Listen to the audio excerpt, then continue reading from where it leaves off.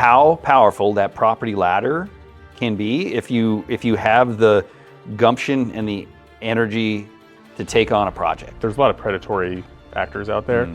So to be able to just give people all their options, let them make the decision, and then just see them so happy at the end. Buyers are constrained by affordability. A lot of people want the cash offer or think they want the cash offer, but if you only go in there with a cash offer, your whole presentation is just kind of forcing them down this one thing. Because they might think they only have one option, and you can come up and say, here's 5 options you can do. We hit most of the numbers right on, like we talked about a little bit. All right, what's up everybody? Welcome back to Revive and Reveal, the show where we open up the curtains behind the transformation, tell the real story, that you don't often get to hear about those little pretty Instagram photos that we love to post. So I'm Brian Daly, founder of WeRevive. I've personally done over 600 of these projects here in Southern California since 2010, and I can tell you that no two stories of a property are ever the same. Today I'm joined by Justin Wilfinger, one of North County's top agents who brought us the property that we're going to talk about today. The address of the property is 25984 Kaywood Way. Beautiful private hillside property that went from chaotic beginnings to a calm, family-ready oasis is what our marketing gals told me to say here. So anyway, before we get into the property, I want to learn a little bit more about you, Justin, and where this property came from. But first, what I always like to learn and hear about is to tell us how did you get into real estate? No, well, I appreciate you having me. Interesting story, long story. I was an electrical contractor. No way. For 10 years. Yeah. And so I just had a friend who was in real estate. So I was already in construction, already in homes, and just saw the sales side, and I just fell in love with it. I think it was all, like a lot of people, you want to work for yourself and go out there and get your own business, and it just was very attractive to me. So were you part of like the union contracting, or Okay. I was a union, I went from an apprentice all the way up to a project manager. Nice. So, yeah. That's a lot of work. Yeah, it was a lot. My brother-in-law's does that. A little hard on the body. Yeah. Yeah. So real estate's a little not as hard on the body. Yeah, that's also attractive. It can be dangerous though. You sit in a desk and you end up looking like me. Yeah. You're obviously take care of yourself. So all right. So 10 years as electrical contractor. So what year did you make the switch? I made the switch in 2012. Okay. 2013. Oh, it was a good time to get in. It was a good time. Yeah. Just brand new buyer's agent, didn't know a thing, and just driving clients around. I worked with a team. Okay. That's how I started. So I got all the leads that they didn't want, and then just like I was the guy driving everyone around, at the time, showing people like $200,000 condos. Yeah. That's how I started. Oh, that's cool. That's a good way to cut your teeth. Okay. So 2012, buyer's agent, fast forward to what's the next milestone in that journey? Say around like 2018 or so, I started getting a lot of repeat and referral from those first clients that I started selling homes to. So I became a little more of a traditional listing agent. So now I'm listing them homes, bringing them homes, and then just by doing that, I kind of got into some off-market like distressed properties. So that's kind of when this started. Were you with the same team that whole time? Same team until around 2018. I went solo. Okay. Yeah. That's a good long stint. It was good. It was good. I learned a lot. Yeah. The team I was with did everything from commercial to like the whole rentals, everything. So I got to see everything. Nice. Yeah. Okay. Yeah. So you went solo in 2018. What happened between 2018 and today, or? 2019, I bought my first property, which is a total fixer-upper as well. Nice. So I actually demoed it room by room to the studs and remodeled it myself. Well, having that electrical background, I'm sure helped a lot. Yeah, pretty good at drywall repair as being an electrician because you make a lot of holes in the walls. So just doing that and then seeing it, I was like, I liked like flipping, renovating, all that stuff. It just really attractive to me. I was just having this conversation with Michelle, who you know really well, about how powerful that property ladder can be if you have the gumption and the energy to take on a project, like to take on a fixer, move in, primary residence, increase the value over time, and take advantage of those capital gains. Well, and at the time too, it was all I could afford. Yeah. Like if I wanted something remodeled, I would have to go a lot farther out. I want to be a little more coastal. I bought in Bayho. Okay. So if I wanted that, my budget was a little more, what I get for my budget. So it was a fixer, which I mean, I'm not scared of it. So. Yeah, I mean, it's such a powerful, like, especially now, buyers are constrained by affordability. But if they can get over that the scary hump of taking on a little bit of a project. Also, like, if you can just get over, like, maybe having, like, not the kitchen of your dreams for a couple of years, like, it's going to be okay. Yeah. You know, like, it still functions, it still works, it'll get renovated. It just takes time. It is hard. We are spoiled in HGTV these days. I know. I mean, we all just want the pretty things. So, okay. Now I'm going to ask a off the cuff question. Did you ever work with Sunday? I did. Okay. Yeah, during COVID, when everything was like shut down and it was really hard, they approached me and they offered me an acquisitions position. Nice, because that's how you met Michelle. That's how I met Michelle. Yeah. So at the time, and it was health insurance and company car. Yeah. So I was like, and it's still in real estate. So I was like, sweet, let's do it. So it was a good opportunity to walk distressed properties every day. I think I went on over 300 listing appointments in like 2 years. They were a marketing machine. Man. They had a great machine going. I don't know what it looks like today. So even just as a listing agent to go on 300 listing appointments in 2 years is like, I mean, some agents don't get that in their entire career. Yeah. So just meeting clients, you know, and just lifelong clients, contacts, database, it was great. That's awesome. Yeah. And now you're back solo, right? Yeah, I went back solo 2023. Okay. Yeah, so I went back on my own. And we kind of went back into, like, it feels like so long ago, but this property that we're talking about today was 2024? Yeah. You know, I wrote it in here later, but the days where we didn't have to give up so many credits to buy. I know. It wasn't it nice? Just there was just showings every day. I revisited it. I'm like, man, we didn't have to give a credit. What was that like? Okay, so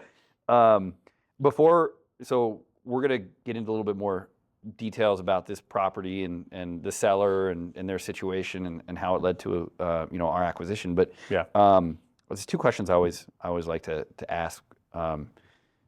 What is the most rewarding, or what do you love the most about what you do today?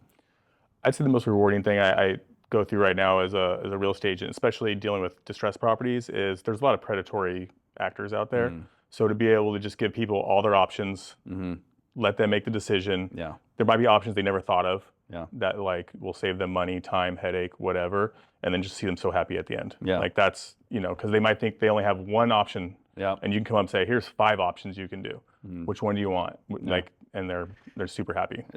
I mean, that's what we were just talking. Me and Michelle were just talking about that. It's like a lot of people want the cash offer, or think they want the cash offer, but if you only go in there with a cash offer, your whole presentation is just kind of forcing them down this one thing. But if you never actually talk about anything else, are you really advising your clients? Are you selling? Are you trying to persuade? We'll get into it on Kaywood too, because I gave her other options as well. Yeah. I gave her multiple options to look at before she ended up going with your guys' offer. Awesome. Yeah. Okay, last question. What do you dislike the most about real estate? Ghosting. Yeah. More than anything. Yeah. You showing people properties, driving them around, really like doing some work, finding them something off market, They just and disappear. then they just disappear. Not even a text message, like a text message of like, hey, sorry, we're not interested anymore or anything, just straight ghosting. I think to me, that's just the most annoying, because like I'm very communicative. Yeah. And so that's just like the most annoying thing for me bummer at all. too. Yeah. Everything else you can deal with. I mean, repairs, other agents, those can be bummer too, but like just when clients ghost is just the worst. Yeah. Oh man. It's kind of the sign of the times though. I know. I was thinking in my back of my head. I don't think that happened as often in the past, but now in this world where you can kind of live in anonymity on social media, like I just feel like people lost their communication. And don't answer the phone. Yeah. Yeah. I don't answer my phone either. So I'm one of the worst. So, all right. Let's go pop up over to that big screen over there and talk about Kaywood. Sounds good. Cool. Let's go. All right. We're here in front of our big screen. We're gonna go over some photos as we talk about the story behind the seller situation and the property before we bought it. This is what it looked like at the end of the day, but this is what it looked like when we started. So Where did how did you come across? How did this property land on your lap? I met her just through my network in 2022, just from another client referred her to me because it sounded like she had some trouble and she needed to sell and she didn't know what to do. So I walked this home probably in 2022 the first time. And we bought it in 2024. Correct. Yeah. So that's a long 2 years of follow-up. Process. Yeah. She was back and forth on getting a contractor and just finishing the renovation. What happened was her and her boyfriend, it was gonna be their dream home. It was gonna be their forever home. So they started demoing every room, every bathroom, and they're gonna do all the work themselves. And then, life happens and they split up. And so she had this home that's like to the studs. So it was, a beautiful piece of property. Great land. It had a killer backyard, and and some appeal to it on the front end with the, I know this rock is a little outdated, but I still like it. So here's what the kitchen looked like up front. What was your first impression when you saw the home? First impression, as a realtor, I just saw the potential. Vaulted ceilings, amazing layout. You'll probably see in the photos the pool. That was the first thing they remodeled, was the pool. So they sunk like most of their life savings that they had saved up for the renovation in the pool. Nice ass pool. So it was a nice pool. They did a great job. Yeah. I believe you guys didn't have to do anything with that because they already did that. But that was the master bath. Yeah. She lived with that for 2 years. That was her master bath. That was her dream tub overlooking the. So we were just talking about how the property ladder and like moving in or buying a fixer upper and fixing it up. This is the potential downside. You got to make sure you know what you're getting into, and you're gonna see it all the way through. Yep. So there definitely is risk. Yep. And they went full bore. They didn't just go room by room. They were like in the middle of demoing every room, upstairs, downstairs, everything. And for 2 years. For 2 years. 2 years is what it looked like. Yep. This is not a renovation pic. This is one of our initial walkthrough photos. But there's the pool. There's the pool. Nice rock slide. Yeah, the hardscape around the pool. It was nice. Just needed some power washing. But yeah, I don't know if we got a good picture of that rock slide. It was cool. I remember seeing it. I was like, I want to go out there. And it was cool. Take a ride on that slide. And they had this, really handy, especially out kind of in the country a little bit. Covered parking spot. Yep. Big long driveway. Very exclusive. I would say exclusive neighborhood. It was every home in the neighborhood is almost like a tract home, but every home is 1 acre. So it's just like spaced out. That's what you just pinged my mind about how I'm going to make this a little better. Because I got to put a map view of like where the heck these properties are. Yeah, that would be helpful. On these photos. Yeah, and you can see this one too, end of a cul-de-sac. Yeah. So just super quiet. So 2 years. We were talking a little bit about it offline. You were trying to coach and advise of all the options that she had. So what was that process like? First option was she didn't care. It's her dream home. She's going to keep it. Yeah. So she's going to get a contractor, do the remodel herself. I encouraged her. I even referred her some contractors too. Encouraged her to get just get the hard numbers before you make a decision. Yeah. Like how long is it going to take? How much money is it going to take? Looking at the renovations they did, I was like, most of that's probably have to be ripped out and redone again. I didn't want to insult her, but like that's just it didn't look right. It was the case. So there was going to be that cost as well. Yeah. And then second option was renovate, and then sell. So maybe not renovate with all the finishes she would like for her forever home, but get it good enough for like market ready. And then I'd help her list it and put it on the market. Yeah. So I ran her those numbers as well. Okay. Yeah. She ended up choosing the easy button route, so to speak. Yeah. Well, about 6 months went by for her to really just sit on it and just interview contractors, get the numbers. We went over it together. And then I said, hey, I got these guys. They're great. They're trustworthy. Let me just let them walk the home. You don't have to sign anything with us, nothing. Just let them walk the home. They'll run their own numbers and they'll give you what they'd offer for it. So she said, well, there's nothing to lose. So yeah, cool. So that's when you brought it to us. So it turns out the boyfriend was a general contractor, but that's what they said. It wasn't clear in the work that was done that it wasn't clear. No, that he was actually a qualified general contractor. But luckily, she was the only one on title, and it was her home. So she made all the decisions. He was out of the picture. So that's good. It was just her. So let's let's move on to getting into the renovation. So when we got in there, as you kind of already mentioned, we realized that we had to rip out some of the things that we need to rip out, and there were some areas that we felt like we could improve the layout a little bit. So we opened a wall. That was an awkward area right here. You walked in from the pool, Yeah. and you just walked right into a dining room that was closed off. Yeah. So it didn't. You guys opened it all up. Yeah. So that's a temporary support there as we put in the beam. Oh, there it is. Yeah. There it is. Yeah. There's so that was a wall. Now it's not.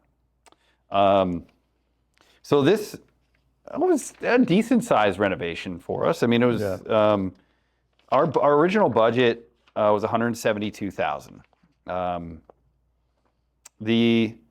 We had to rip out a lot of what they already did. I think they did some work to that fireplace. It wasn't that attractive. No, it didn't match anything. It didn't match the vibe of the home. Nothing. It was just kind of its own thing out there.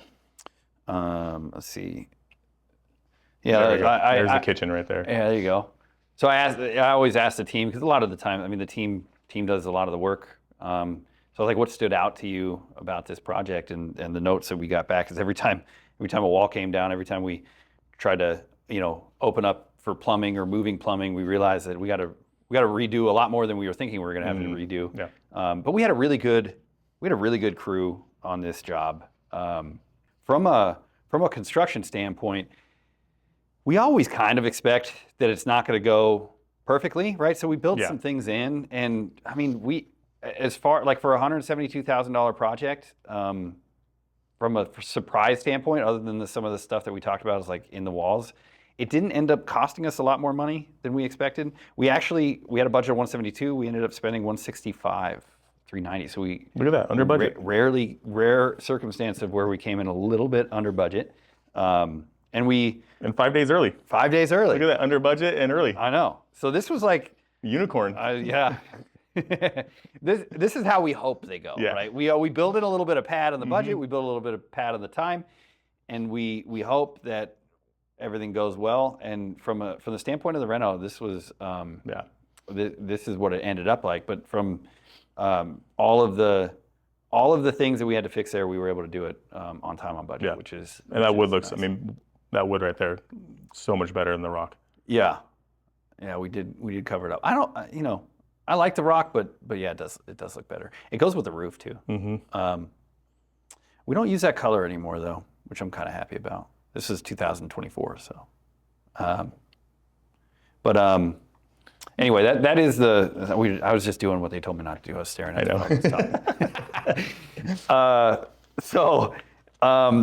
And now we're going to move on to the sale. I mean, it was again, 3-month rehab for as big of a project it was. We're very happy with that, and we're happy with the way it came out. This is what it looked like at the end on the outside. It came out beautiful. Justin, you had the opportunity to relist this. I did. I appreciate that. What was your experience as the listing agent on the resale? Well, like we said, it was a different time then when I listed that home, and it was just showings every day. Super positive feedback. We'll see here the color for the cabinets you guys picked, the green. That was, I mean, I think every single showing and buyer commented on the color of the cabinets in the kitchen. Good? All good. Okay, good. Yeah, I mean, green's got a little more popular, but at that time, it wasn't going around as much, and everyone loved it. Nice. Yeah. No, and then just the openness when you guys open up the walls and that living room area right there. Yeah, that was where that beam is showing up on that. Yeah, really opened up because this was all closed off right here. Yeah. Yeah, that fireplace, it looks a lot better. It's way better. So yeah, I mean, a typical. This is our price point on this one was 1275 was our ARV. Yep. We listed at 1299. These are all. Oh, there we go. There we go. There's a slide. I know that looks fun. Yeah, they did invest a lot of money in that. That's a lot of concrete. They had just that, and then the house was not even livable. So I mean, priorities, right? I know. That's, I mean, where's all the joy? It's right there in that pool. So we listed it. This was in 2024, so the market wasn't on fire, but No. it was moving. Things are still moving. I think the average market time was still like way less than 30 days. Yeah. Yeah. So we did make the mistake, which is always easy to call out after the fact, but our ARV was 1275. Typically when it's in the middle of the 50 to 100 range, we either go lower or higher. In this case, we went higher. We said, hey man, this is such a unique property with land, privacy. Let's go for 1299. Market was still strong. Market was still strong, but we sat for I think like 20 days. Yeah. With no offer. And at that time, most of our stuff was still kind of moving, so we realized, okay, we overshot a little bit. Again, our ARV was 1275, and we sold it at 1252. 1252. So I think as soon as we dropped it down to 1249, we got that instantly. I think it was one day we had an offer. Yeah. The thing I wrote down is like, those are the day of no buyer credits. It was just a straight 1252 offer, no credits. That really helps the pro formas. Nowadays, a few punch list items, but that's it. Yeah, that's just like typical stuff. And we account for that, but it's really nice not to have the credits eat into the sales price. Yeah, I mean, if we probably had priced it at 1249 from the beginning, when all the angst and people were getting there, we probably could have even done better. It's possible. That was multiple offers, like in the first week, maybe. Exactly. Yeah. So, do you remember anything about the buyers? I never met them personally. Yeah. I do remember they were VA buyers. Okay. They sold a small townhome to upgrade to this because they had kids, dogs, all that stuff. Perfect property. I mean, the pool, an acre, fenced for the dogs and the kids. Kids in that pool? Man. Yeah. They were so excited. They were, that's the agent just told me every time they go, they were just so excited for the house. Yeah, they couldn't wait till it closed. So now, the behind the curtain numbers. This is how it played out on our end. We, in this Revive and Reveal show, I try to make a mix of like home runs, base hits, and then the strikeouts. I just happened to go through a strikeout the last time, so it's nice to revisit a little bit of a win here. So we bought it for $845. As we already talked about, reno is $165. Miscellaneous buying costs and financing costs were total around $54,000 combined. Other costs, that's like staging, photos, property taxes, all that. I think there was like a small HOA at that time. Okay. So like under 100. So that's $18,000. We had selling costs of about $49,000, and after we negotiated the offer, we always go through inspection response. There's always something that comes up, and we gave a $5,000 credit to handle that. So final sales price 1,525 or 1,252. And here's from a financial standpoint. Here's how we ended up. Here's how our investor ended up. The investor on this project walked away with $25,274, and the WeRevive team walked away with $83,735. Total hold time was just about 150 days. This is what I'd call this a double or a triple. Like, this is a great project. We hit most of the numbers right on. Like we talked about, a little bit quicker, a little bit under budget, a little bit under our 1275 resale price, but ultimately it was only 60 days in total from when we listed it to when it sold. And so I think our original pro forma profit was right around 80,000, so we did a little bit better than we expected. Perfect. Yeah, and appraised fine. Had to do a few trimming on the trees and stuff for the wildfire. Yeah, because they're really concerned about that lately. But yeah, it was a very smooth transaction. Yeah. And so some of them go well, and this one did. Our hope is that the buyers are still loving it and enjoying it. I know we went back out there. It was, sometimes the issue comes up after closing.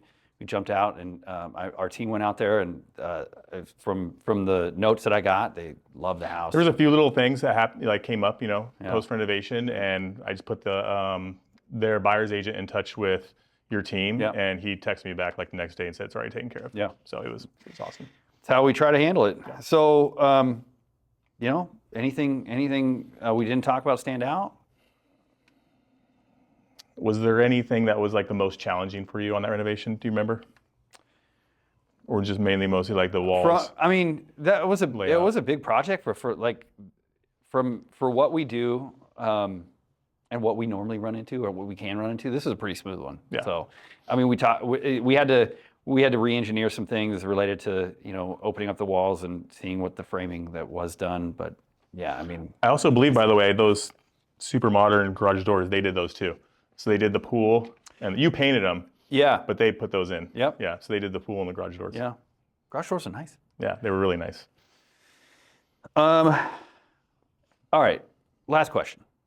You've been doing this for a while. You have a mix of traditional real estate, fixer real estate. You've been in ups and downs through 2022, 2025. Yeah. Yep.